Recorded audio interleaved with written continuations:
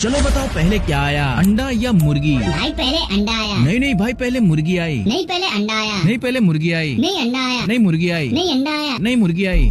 मुझे पता है आप लोग यही सोच रहे होंगे कि पहले अगर अंडा आया होगा तो फिर उसे देने वाली मुर्गी कहाँ से आई, और अगर पहले मुर्गी आई तो वो अंडा कहाँ से आया जिससे वो मुर्गी निकली थी। तो देखो, दुनिया का सबसे पुराना अंडा जो अभी तक इंसानों को मिला है वो 190 मिलियन साल पुराना था। और चिकन एक बर्ड है, और दुनिया की सबसे पहली बर्ड थी ये आर्कियोप्टेरिक्स, जो कि 150 मिलियन साल पुरानी थी। तो इससे साफ पता चलता है कि पहले अंडा आया। लेकिन अब आप बोलोगे कि भाई वो अंडा तो उस जमाने का था जो कि मुर्गी का तो था ही नहीं। हमें एग्जैक्टली ये बताओ कि पहले अंडा आया या फिर मुर्गी। तो देखो, जब इन बर्ड्स का एवोल्यूशन हो रहा होगा तो एक टाइम पर दो मुर्गी जैसे दिखने वाले जीव आपस में मेट किए होंगे, और जेनेटिक म्यूटेशन के कारण एक ऐसा अंडा फॉर्म हुआ होगा जिसमें से दुनिया की सबसे पहली मुर्गी निकली होगी। मतलब ये बात तो कंफर्म हो गई कि पहले मुर्गी नहीं, पहले अंडा आया था।